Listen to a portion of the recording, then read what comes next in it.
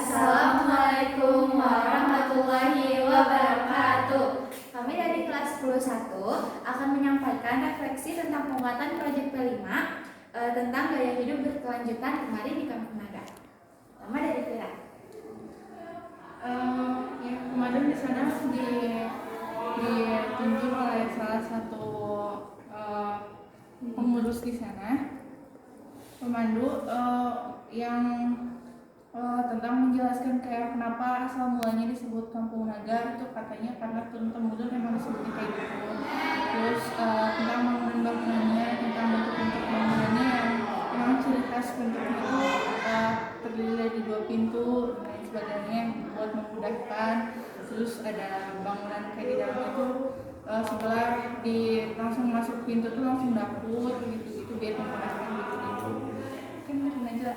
Ya, jadi kemarin juga buat pemandu di sana meminta satu kelas buat ngambil 10 orang kan Bu. Nah, saya juga termasuk. Jadi di situ kita emang diarahin, kita turun tangga, terus kita di aula, dan kayak bisa dibilang itu tuh kuncennya menemui kita kayak sesepuhnya gitu, kayak dia tuh kayak ngasih tahu tentang Kampung Naga ini secara jelasnya. Mungkin aku juga bisa ngasih tahu kayak tingkatan-tingkatannya di situ. Yang pertama itu ada kuncen, lebe, sama punduh. Terus buat di sana juga terdapat tempat-tempat sakralnya, yang ada 3 tempat yang sakral. Yang misalnya orang di sana ada yang melanggar, mereka itu bisa dikeluarkan dari kampung itu atau enggak rumahnya dirubuhkan. Dan di sana juga ada kata yang sakralnya juga ya, pamali. Yang misalnya kayak warga sana juga udah tahu misalnya pamali itu emang udah boleh sama sekali nggak dilanggar. Terus di sana juga ada 3 petilasan. Aku dikasih tahunya cuma 1 petilasan Pangsuratan. Terus aku juga baru tahu Kampung Naga itu di tahun 1996 itu pernah dibumi hanguskan karena Kampung Naga itu nggak mau karena nggak bekerja sama gerombolan DITI ya Bu. Terus di sana juga aku dikasih tahu tentang mereka tuh di setahun sekali tuh ada kayak acara adatnya Bu. Terus di sana juga yang aku excited banget itu tentang kayak alamnya Bu, itu bener-bener alamnya yang masih asri banget. Terus sama acara adatnya yang masih tetap dilaksanain sama mereka, sama kayak gotong royongnya aku salut banget Ibu. Terus di sana juga kita kayak setiap jalan kita selalu senyum-senyum sama orang-orangnya, sama ramah banget Ibu. Terus di sana juga mereka emang Bu masuk kan ya era-era modern, tetapi di sana juga nggak memungkinkan untuk mereka ikut modern, tapi mereka masih tetap megang teguh adatnya gitu Bu. Jadi mereka juga megang HP, cuma HP-nya itu palingan cuma yang buat nelpon, tapi nggak buat kita yang kayak sampai main TikTok segala macam gitu Ibu. Segitu aja. Mungkin dari aku sih emang banyak banget gitu ya pelajaran yang bisa kita ambil dari kemarin kita kunjungan ke Kampung Naga gitu. Terus apalagi dengan kita makan langsung masuk era modern nih, terus misalnya kita main coba masuk era kampung tuh kayak masih butuh ya itulah maksudnya gitu ya Bu ya. Terus kita tuh banyak banget ilmu yang bisa kita ambil dari misalnya yang kita tidak tahu kita kan kalau misalnya anak nasi langsung tiba-tiba bisa cuma dicuci langsung dicolokin, di sana kan enggak gitu ya, dari ini padinya, numbuk padinya gitu, mengukusnya pakai hawu gitu, nggak ada kompor juga paling masih yang belum kayak kita banget gitu. Terus apa lagi ya, di sana teh bangunannya juga ya lucu-lucu, terus maksudnya kayak real unik, terus yang biasanya lihat di TV doang, terus kita teh bisa ini gitu secara aslinya gitu. Terus yang kemarin setahu aku tuh di sana katanya ada 110 bangunan, kakaknya ada 102 keluarga, ada 287 orang. Terus yang tadi profesinya udah dikasih tahu sama Najla, ada kuncen, lebe, sama punduh. Terus untuk pemerintahan katanya masih tetap sama, ada RT, RW. Terus untuk mata pencarian mereka bertani. Terus nyawa juga setahun 2 kali. Terus katanya mereka nyawa di mana arah matahari matahari. Jadi kalau misalnya mataharinya lagi punya lagi gede teh nyawah legon. Terus kalau yang kecil teh apa gitu, lupa lagi sebenarnya nggak dicatat. Terus buat alat keseniannya ala gembrung. Kalau alat gembrung tuh biasanya katanya untuk nyanyian keagamaan itu, religi gitu. Terus ada angklung. Kalau angklung mah biasanya emang dipakai sama bareng-bareng. Terus untuk asisten alat komunikasi pakai HP juga, cuman ya nggak sekita banget gitu. Jadi mereka pakai cuman masih ya, terbatas gitu. Ya, paling gitu aja. ya. Lanjut, Amel mau apa? Menurut aku sih dari pas kita masuk ke dalam rumahnya itu adem banget. Katanya juga di situ tuh kalau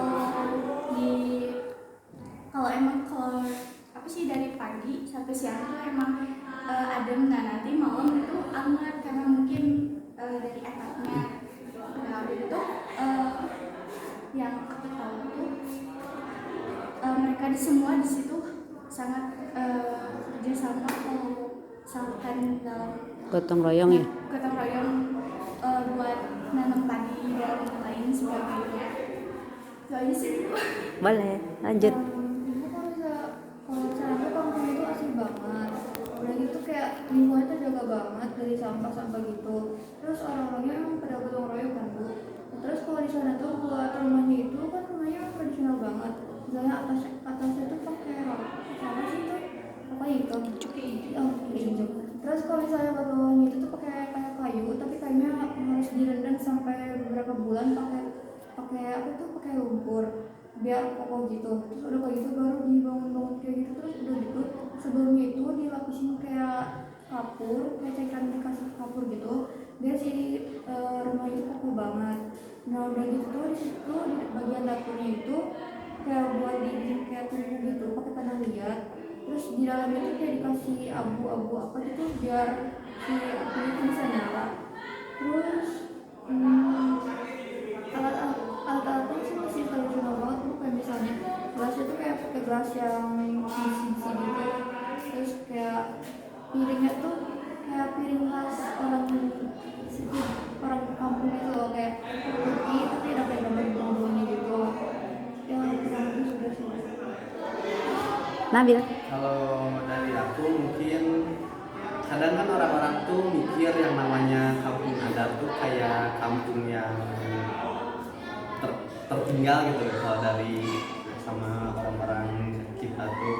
Tapi mereka tuh enggak, jadi mereka tuh sekedar memegang teguh adat mereka dari nenek moyang mereka, tetapi mereka juga masih terbuka sama dunia luar. Misalnya anak-anak mereka juga kalau sekolah boleh keluar, jadi tidak wajib untuk sekedar diem doang seumur hidupnya di kampung itu. Terus ada juga perkataan dari kayak ketua adatnya yang bilang katanya kalau bencana alam itu bukan alam yang membahayakan kita, jadi kalau kita baik ke alam, alam juga bakal baik ke kita. Ya mungkin gitu. Kaget. Jadi di sana tuh kalau udah waktu sholat tuh di sana masih pakai beduk. Terus ya udah kalau itu semua dijelasin ya. Ya. Oke. Kira-kira banyak yang positifnya atau ada yang negatifnya? Yang berkesan, maksudnya teh pasti inget terus kayak gitu apa? Barangkali ada kalimat gitu yang oh iya ini hikmahnya gitu. Budaya itu tuntunan bukan tontonan. Terus tuh kayak pokoknya dari kemarin pemandu kita itu banyak banget kata-kata yang kayak motivasi banget buat kita Ibu. Terus kayak emang buat kayak buat kita juga kayak belajar kayak kita tuh harus benar-benar ngeingin alam, bukan menjaga alamnya. Soalnya di sana emang benar-benar karena alam itu semuanya jadi asli banget Ibu. Apa lagi ya? Nah, inspirasi untuk kita kira-kira apa? Nah gitu. Dari situ nih kita kan mau menyampaikan atau menampilkan program yang berkelanjutan ya. Di sana kan itu berkelanjutan kan, tetap kayak gitu. Nah inspirasi yang diperoleh itu kira-kira apa? Mungkin kayak buat menjaga tradisinya, menjaga lingkungannya gitu ya. Mungkin kalau misalkan di sini tuh bisa jadi inspirasi buat tetap menjaga alam-alam, buat tetap ekosistemnya itu dipertahankan. Oke. Kemarin ada hambatan nggak? Naik dulu tangganya. Hanya itu ya, medannya saja ya. Tapi kan apa masih kuat. Tapi di perjalanan itu juga kita nggak terlalu ngerasa capek, soalnya Betul. sekitarnya juga masih Sip. seger. Ya. Oke, terima kasih. Assalamualaikum warahmatullahi wabarakatuh. Assalamualaikum warahmatullahi wabarakatuh.